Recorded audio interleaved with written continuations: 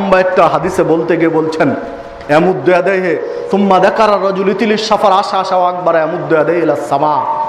একজন মুসাফির যার চুল এলোমেলো, পোশাক ধুলিবালি যুক্ত, ইয়ামুদ্দু ইয়াদাইহি ইলাস সামা, হাত দুটো তুলেছে আকাশের দিকে দিয়ে বলছে ইয়া রব্বি, হে আমার প্রভু, ইয়া রব্বি, হে আমার প্রভু, আমি অপরাধ করেছি, আমাকে ক্ষমা করো। ধরুন একজন ব্যক্তি আল্লাহর কাছে তাহাজ্জুদে সালাত পড়ে আল্লাহকে ডাকছে যে আল্লাহ আমি এ পাপ করেছি, আল্লাহ তুমি ক্ষমা করো। রাতের অন্ধকারে যখন আল্লাহ 7 আসমান ভেদ করে দুনিয়ার নিকটতম আসমানে এসেছে, দিয়ে বলছে বান্দা ডাকো, তুমি কি বলছো আমি শুনবো। আর তখন বলছে আল্লাহ তুমি আমাকে মাফ করো। কিন্তু আর রাসূল বলছেন অমাতামু হারাম। ও যে আল্লাহকে ডাকছে, আল্লাহ তার কাছেও চলে এসেছে, কিন্তু তার খাদ্যটা হচ্ছে হারাম। অমাস্তাবু হারাম, তার পানি হারাম। অমালবাসু হারাম, তার পোশাক হারাম। ফান্না ইস্তাবজলে যালিক, কিভাবে আল্লাহ তার দোয়া কবুল করবেন? ও আল্লাহকে ডাকছে, আল্লাহ তার জবাব দিচ্ছে না যে বান্দা তুমি আমাকে ডাকছো, কিন্তু তুমি যে হারাম খাচ্ছ, তোমার দোয়া তো আমি কবুল করতে পারবো না, দোয়া কবুল হবে না, অসম্ভব। হাদিস সহিহ মুসলিমের 2393 নম্বর হাদিস। আপনার তাহাজ্জুদ পড়ে তাহলে লাভটা কি? সুদ খেয়ে খেয়ে টাকার কুমির হয়ে গিয়ে আপনি হজ করছেন প্রতি বছর, আপনার হজের লাভ কি?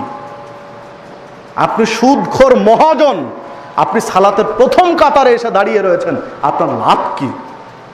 আপনি সুদ খেয়ে খেয়ে সুদের ডিপো হয়ে কাবা ঘরের গিলাপ ধরে ঝুলে ঝুলে যদি আল্লাহর কাছে কেঁদে কেঁদে দোয়া করেন আর সুদ না ছাড়তে পারেন, আপনার দোয়া কবুল হবে না। হ্যাঁ, ছাড়তে হবে, ছাড়ার পরে তওবা করতে হবে, ছেড়ে দিয়ে তওবা করতে হবে। সুদ ধরে রেখে তওবা নয়, ছেড়ে দিয়ে তওবা। সম্মানিত উপস্থিতি, দেখুন রাসূলুল্লাহ সাল্লাল্লাহু আলাইহি ওয়াসাল্লাম আপনাকে আমাকে বাঁচতে বলছেন।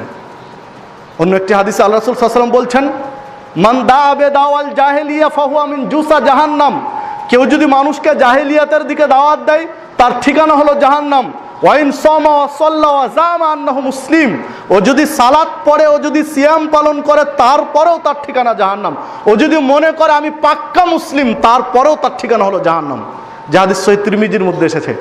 তাহলে তো এই হাদিস পরিষ্কার যে আপনি সুদের সাথে সম্পৃক্ত, সুদী প্রতিষ্ঠানে সম্পৃক্ত।